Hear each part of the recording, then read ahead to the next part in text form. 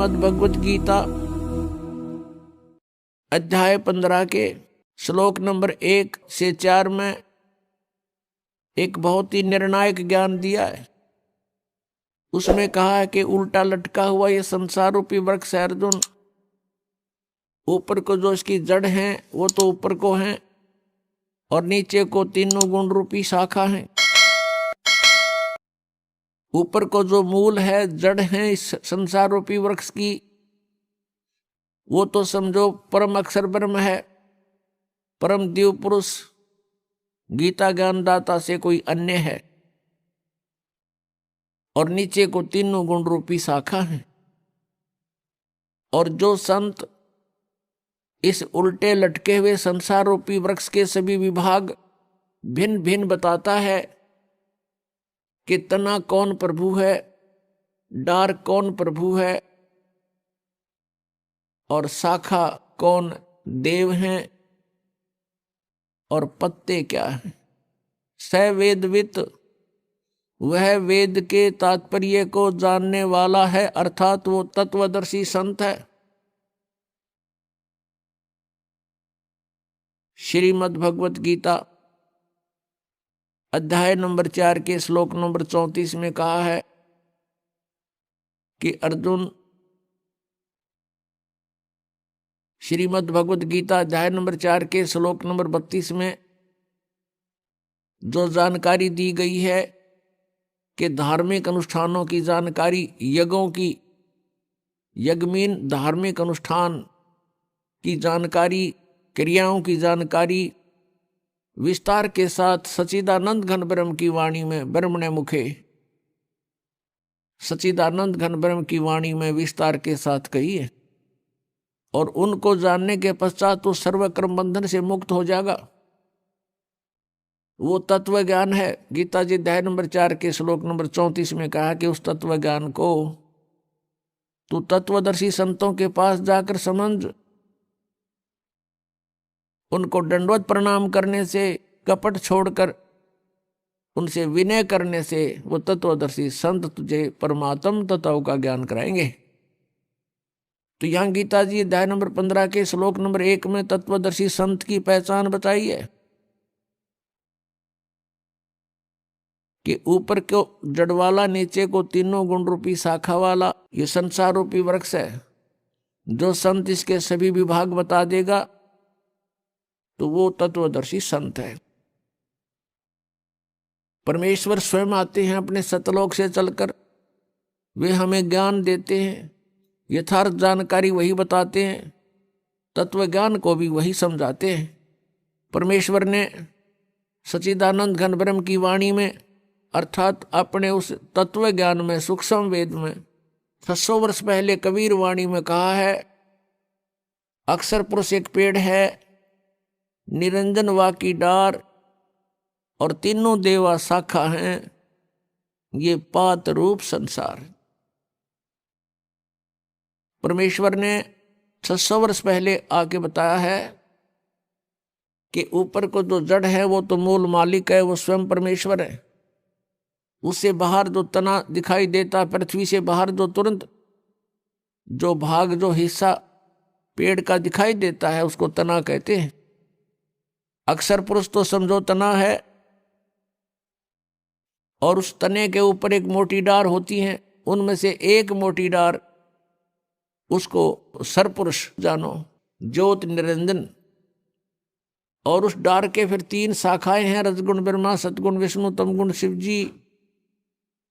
और उन शाखाओं के आगे फिर पत्ते जो हैं वो संसार समझो। परमेश्वर ने अपने द्वारा रची हुई सृष्टि का ज्ञान स्वयं ही आकर के देना पड़ा। और परमेश्वर के ज्ञान के अतिरिक्त जो भी हम सुनते रहे वो कोरा अज्ञान था, लोकवेद था।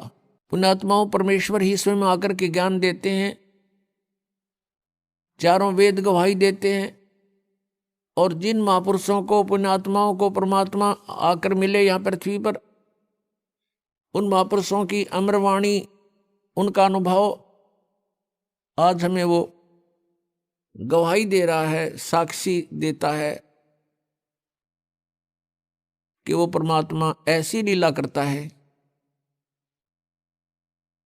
ऋग्वेद मंडल नंबर 9 सूक्त नंबर 86 मंत्र 26-27 में, ऋग्वेद मंडल नंबर 9 सूक्त 82 मंत्र 1, 2, 3 में, ऋग्वेद मंडल नंबर 9 सूक्त 96 के मंत्र 16 से 20 में, ऋग्वेद मंडल नंबर 9 सूक्त 20 के मंत्र 1 में, ऋग्वेद मंडल नंबर 9 सूक्त 1 के मंत्र 8 और 9 में, और भी अनेकों स्थानों पर। ऋग्वेद मंडल नंबर 9 सूक्त 94 के मंत्र 1 में, इन सब में मिलाकर के इसका निष्कर्ष ये बनता है कि वो पूर्ण परमात्मा परमेश्वर अमर पुरुष सत्य पुरुष कबीर देव है, वो कबीर साहब है, और वो सतलोक से गति करके आता है अपने निज स्थान से जहां वो रहते हैं, और यहाँ पृथ्वी पर आकर के पुण्यात्माओं को मिलते हैं, उनको ज्ञान से परिपूर्ण करते हैं। उस परमेश्वर का नाम कबीर देव है। वो परमात्मा 3 प्रकार से लीला करते, अपने 3 प्रकार के शरीर की स्थिति में रहते हैं। एक प्रकार का शरीर सतलोक के अंदर, एक तेजोमय शरीर है परमात्मा का, सतपुरुष का, सतलोक के अंदर। उसमें एक रोमकूप की इतनी शोभा है, करोड़ सूर्य मिला दे, करोड़ चंद्रमा मिला दे, उनकी रोशनी भी एक रोमकूप के प्रकाश के सामने फीकी रहे। वो परमात्मा वहां स्थायी रूप में रहते हैं।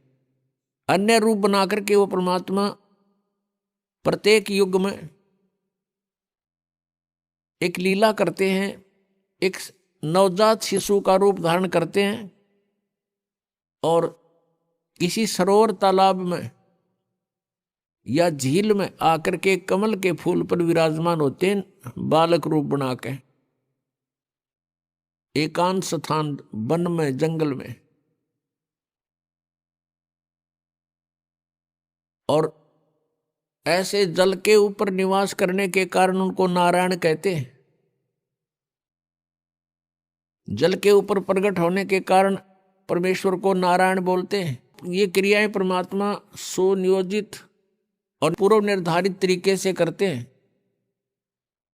और कोई संस्कारी हंस उनको वहां से उठा ले जाते हैं। फिर उस परमेश्वर की परवरिश की लीला कंवारी गायों से होती है।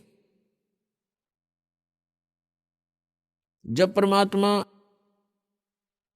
छोटी ही आयु के होते हैं, तभी से अपना उद्देश्य पूरा करने के लिए विद्वानों के साथ शास्त्रार्थ करना शुरू कर देते हैं, उनसे प्रश्नोत्तरी करते हैं आध्यात्मिक मार्ग की, और बड़े बड़े विद्वानों के छक्के छुड़ा देते हैं। ज्ञान के अंदर उनको परास्त कर देते हैं। और तीसरी स्थिति है परमात्मा के शरीर की, कि वे कहीं पर भी कभी भी प्रकट हो जाते हैं, एक साधु वेश बनाकर, किसी संत का वेश बनाकर, ऋषि महर्षि या किसी ब्राह्मण गुरु पीर का रूप बना करके वो कहीं भी प्रकट हो करके अपनी अच्छी आत्माओं को ज्ञान सुनाते हैं, उनको अपने से परिचित कराते हैं। पुण्यात्माओं ये पवित्र वेद परमात्मा की महिमा का ऐसे गुणगान करते हैं।